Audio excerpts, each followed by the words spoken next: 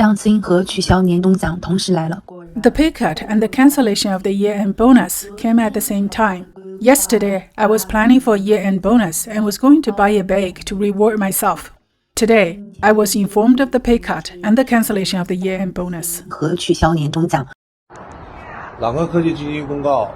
Nutec Technology recently announced that Tencent will surrender the lease of floors 2 to 15 and part of floor 17 of the Nutec building in the Science Park. The lease was supposed to expire in May 2026. The annual rent involved in 2023 is about US $5.56 million, and the detrimental impact of TMT's lease surrender on the Science Park and even commercial office buildings in Nanshan is still growing.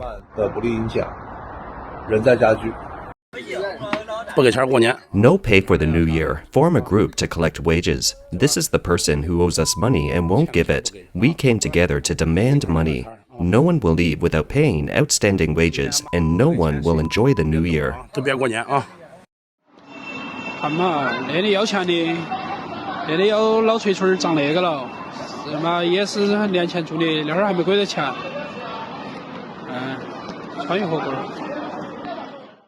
China's economy is heading into a cold winter, and the secrets behind it are being revealed step by step. On January 17, 2023, China's National Bureau of Statistics made a rare announcement that China's population fell by 850,000 in 2022 compared to the end of the previous year, the first decline since 1961. This means that China's population has gone from being the world's #1 over the past 1,000 years to being the world's #2, with India officially overtaking China and a ranking that will continue for at least a century. Virtually no experts doubt India's population will surpass China's by 2022 or 2023.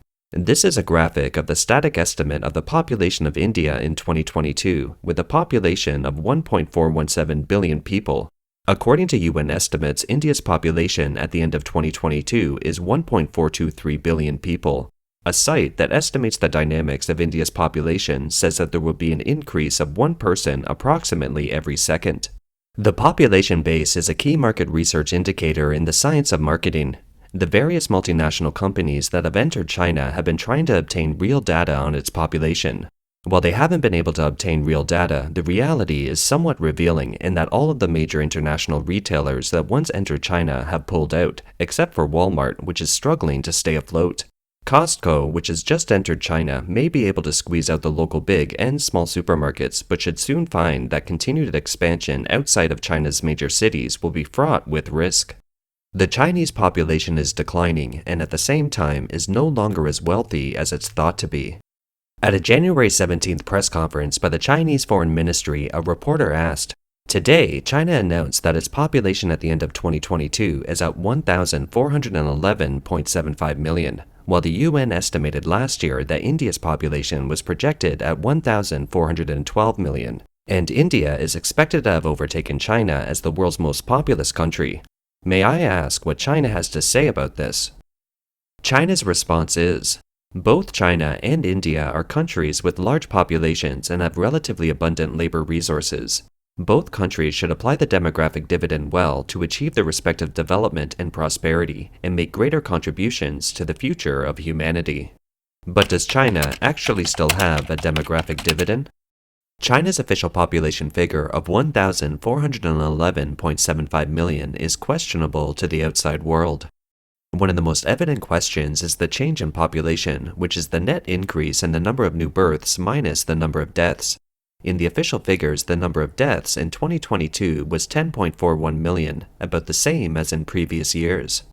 But the world has seen the viral tsunami that has swarmed China since early December 2022. Some people have calculated using a 5-fold increase in the workload of Beijing's crematoriums in December 2022 and extending that to the whole country. The death toll in December 2022 alone was about 4 million. So the death toll in China in 2022 would definitely be much higher than in previous years. How much is China's population exactly? According to Yi Fuxian, a visiting professor at the University of Wisconsin and an expert on China's population began to grow negatively in 2018, and the total population is now about 1.28 billion. There is also a theory circulating online that the Japanese health authorities have projected that China's population would have declined to about 900 million by 2021, based on the consumption of practical salt in China. However, we have yet to find an authoritative source for this claim. The leak of the database of the Shanghai Public Security Bureau in 2022 shows that the actual population of China is about 1 billion. There is more solid evidence for this figure. At the time when the Shanghai Public Security Bureau database was compromised, a hacker named China Dan openly sold information on mainland Chinese residents and police case data in a cybercrime forum. Two security researchers confirmed that a data table containing names, birthdays, addresses, ID cards, and ID photos in the database had approximately 970 million people. For more details, you can check out the episode we have done on this topic. Radio Free Asia released an investigative report that reads, "A professional familiar with the work of the data industry in China and the US explained that according to the clues, a possible source of the leak was that when programmers used Elasticsearch Server to build a big data search system for the Shanghai Public Security Bureau, they backed up the data on Ali Cloud but by mistake left the data backdoor wide open. It became information that could be downloaded or viewed on the data visualization site Kibana. People who understand IT technology know that to do an Elasticsearch search, all the database data will have to be sent to Elasticsearch. Then Elasticsearch would analyze and sort the data to meet the technical requirements of the Shanghai Public Security Bureau for full intelligent search. That is to say, this database on Ali Cloud was complete. Since it was complete, it means that the national population of the Shanghai Public Security Bureau database was about 1 billion, which is 400 million different from the 1.42 billion officially claimed by China. Where did these 400 million people go? How can there be such a large gap? Recently, the New York-based Epoch Times Media Group published a featured article. Mr. Li Hongzhi, the founder of Falun Gong, stated that the Chinese Communist Party has been covering up the epidemic for more than 3 years, and that 400 million people have died in China. Master Li also made it clear that 500 million people would have perished in China by the time this wave of the epidemic is over. Whether it's China's official announcement of its first negative population growth or private speculation that China's population is about 1 billion, all of these imply a dramatic change in 2,000 years. Historically, China may have ranked as the world's top population for 2,000 years. 600 years ago, at the height of the Ming Dynasty, it had a population of nearly 200 million, or about 35% of the global population. At the end of the Qing Dynasty, it reached 400 million, or about 23% of the world's population, and still was the world's most populous country. Even from the graphs of the retouched official Chinese data releases, the largest population was in the age group of 30 to 58 years, after which births start to decline. According to the official data, the gender ratio of women to men at the end of 2022 is 104.69. The number of women aged 15 to 49 in 2020 is about 46 million less than in 2010. Of these, the number of women of optimal reproductive age, i.e. the female population aged 20 to 34, is 15 million less in 2020 than in 2010. So even if China encourages births now, it is unlikely that the population will grow significantly. Regarding age composition, the working age population aged 16 to 59 accounts for 62% of the country's population. The population aged 60 and over accounts for 19.8%. This is already a typical aging society. After strict family planning was introduced in the 1980s, China developed a 1 to 2 to 4 family structure, which means 1 child, 2 parents, and 4 grandparents. When this generation of children reaches adulthood, this child will have to support 6 retirees. Chinese people are already very hardworking, including mothers with small babies and parents in their senior years. 我姐姐呢 My sister works an hourly job that pays 6.3 RMB per hour, or US 90 cents, because she still has to take care of the children. She told me she got paid US $74 last month. My mother-in-law, the construction site won't take her on as a worker because they think she's too old. She's almost 70 years old, and she helps people take out the garbage. A month's salary is US $118 a month. She picks recycling out of the garbage pile and sells them for money, so she might have some additional income. My uncle and aunt, who are in their 70s, go to the farm and help people cut weeds and earn $4 or $7 a day doing that. 一天也能挣个30-50的。The reason demographics are so important to decision making is that people of different ages have different consumer needs and habits. If China's population is really only about 1 billion and will decrease significantly in the future, then anyone who invests in China or engages in other economic activities should be wary. Otherwise, they are likely to experience the consequence of misjudgment. Recently, many experts are wondering why people stop consuming. The answer is simple, just 2 words: no money. Do you ask why we don't consume? Then allow me to ask you, how much do the common people earn throughout the year? Those who say we don't consume, have you investigated? Do the common people have money? Parents live frugally and save money all their lives, but it isn't enough for the next generation. Those experts come out to ask why you don't consume. May I ask where you get so much money? An ordinary villager earns $450 to $600 monthly through hard work. He has to eat and save money for old age because he will have no money when he gets old. If you are old and have no money, your children won't even treat you well in your old age. If you have no illness or disaster, you can still deal with it. But if you have an illness, you will face a bottomless pit. Where do you dare to spend? If I earn US $1,500 a month, I dare to spend $750. This is the reality. Official data on January 17th also showed property sales and transactions in 2022 were down 27% and 24% year-on-year respectively. In August 2020, the Xi Jinping government launched the 3 Red Lines policy to financially supervise the real estate industry, which led to a rapid cooling of China's real estate industry. Looking back now, did the Xi Jinping government already know at the time that China's population had actually declined significantly? He had to try to control the expansion speed of the giant real estate industry.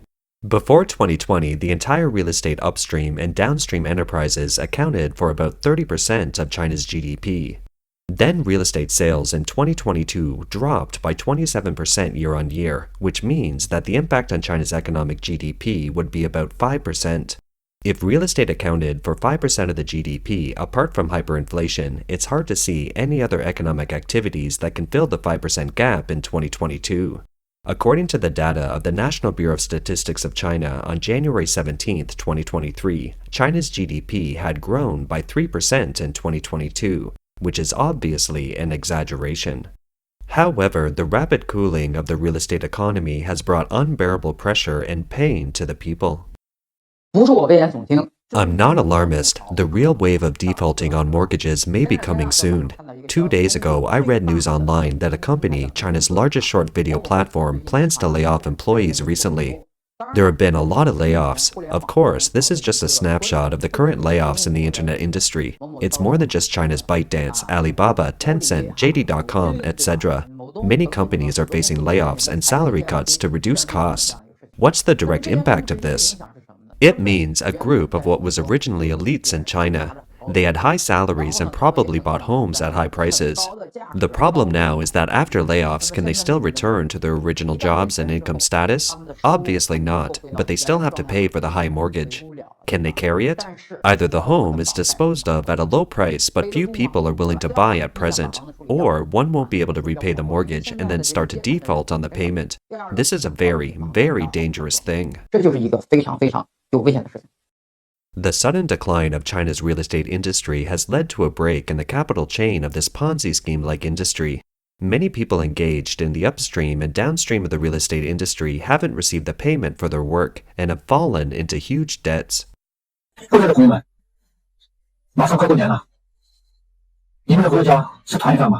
Friends who are in debt, Chinese New Year is coming soon and you will go home for a reunion. Alas, I'm a once brilliant man, and as a veteran, I've been in engineering for 10 years. The end result is millions of dollars in debt. The Chinese New Year will be in a few days, and I am now alone outside, struggling to collect debts. Yesterday, my wife called and asked, when can I go home for a reunion dinner? I said that I haven't collected any money, and I don't have any money with me, so I won't go home for this year's reunion dinner. My 10-year-old son then said on the phone, Dad, even if you don't have money, you should still come home for a reunion dinner. The moment I hung up the phone, I just lost it. I don't know since when, for those of us who are in charge of projects, it has become a luxury to go home and have a reunion dinner. I don't know how many people are like me. The Chinese New Year is coming soon, and you are still wandering around alone, trying to collect debt payments. Only those heavily in debt know the loneliness, pain, and sadness in our hearts. It can be seen that the sharp drop in population in recent years has contributed to the shrinking economy. This has also made it difficult for the CCP to fabricate the figures perfectly in 2022. It's becoming difficult to prevent the outside world from seeing the holes in the data. Ordinary Chinese aren't data experts, but even so, they have personally felt that the market size has been greatly reduced. With fewer people, consumption will naturally decrease, and there will be no need to buy more homes. The closure of large and small businesses and layoffs will soon become the norm. Can you believe it? Even the salaries of state-owned enterprises will be cut. My husband works in a national enterprise. Their regular salary is very low, but there will be a year-end bonus before the Chinese New Year. So every year, our family will be waiting for the bonus. In previous years, the bonus was given out 1 or 2 weeks before the New Year. This year, even when the holiday was coming soon, the bonus hadn't been paid yet. I was very worried. I asked my husband every day, "Has the bonus been paid yet?" Just yesterday, at around 3 o'clock in the afternoon when I was at work, my husband texted me saying that the bonus was paid out. I was quite happy at the time, thinking it was finally here and I could have a good Chinese New Year. But when I saw the screenshot of his bonus text message, I was a little heartbroken. It's much less than last year. It's really no different than lowering your salary. China News Network recently reported on the 2022 Corporate Year-End Award Distribution Plan. This survey report shows that 74% of companies plan to issue year-end bonuses in 2022. From the perspective of the overall market level, the average annual corporate bonus has reached 21,900 yuan. The data analyzed in the report mainly comes from 504 companies participating in the survey across the country. Netizens said, "What is the purpose of publishing this report? Is it to show that we are all doing well?" But many people said this report feels far away from us, not to mention the year-end bonus, and the job is gone. We would like to ask, are those 504 enterprises all state-owned and central enterprises? And are they civil servants? The reason this report is so far away from us is that it isn't how we feel about the environment at the moment. In the midst of a major reversal in Sino-US relations and the deterioration of the international environment, the Communist Party has made high-profile efforts to promote the internal circulation and self-reliance of the domestic economy. Such a theme was emphasized in the economic policy of the 20th National Congress report, which was released in late October 2022. However, on December 15th to 16th, 2022, the Central Economic Work Conference suddenly reversed the economic policy of the 20th National Congress report and no longer emphasized internal circulation and self-reliance. It suddenly announced that it would solve problems and do practical things for private enterprises. It also said to continue to leverage the role of exports in supporting the economy and make greater efforts to attract and utilize foreign investment. Is it possible that in mid-December last year, the Communist Party's top brass had already seen the scale of the epidemic tsunami and was aware of the shocking number of deaths it caused? That is to say, they have also realized the seriousness of the drastic shrinkage of the economy due to the plummeting population and that China could no longer count on domestic demand. So, they have ditched the slogan of internal circulation. The CCP has to turn its attention to private enterprises and foreign investors again, hoping that they will come to the rescue of the faltering CCP regime. One of our focuses will be placed on expanding domestic demand,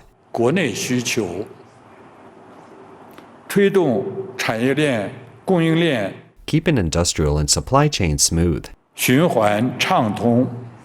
We will support the healthy development of the private sector and deepen reform of state-owned enterprises. We welcome more foreign investment in China.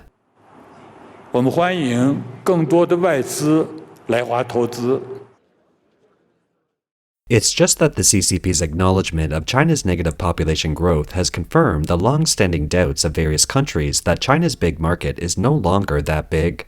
Production and consumption in China are shrinking, but they are the core driving force of a society's economy. In other words, China's social structure has undergone great changes.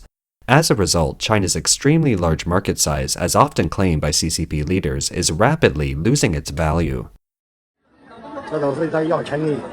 These are all for collecting salaries.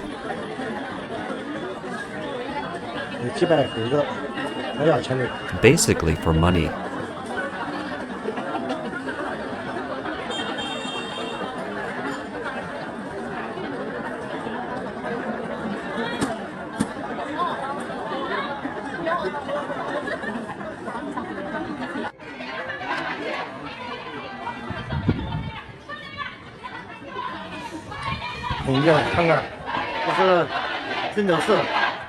Look, this is the reception center for people visiting Zhengzhou City. Our migrant workers haven't received their wages after working for 2 years, and they all come to ask for money. Up to now, everyone has yet to receive the money, but no one is in charge of this matter.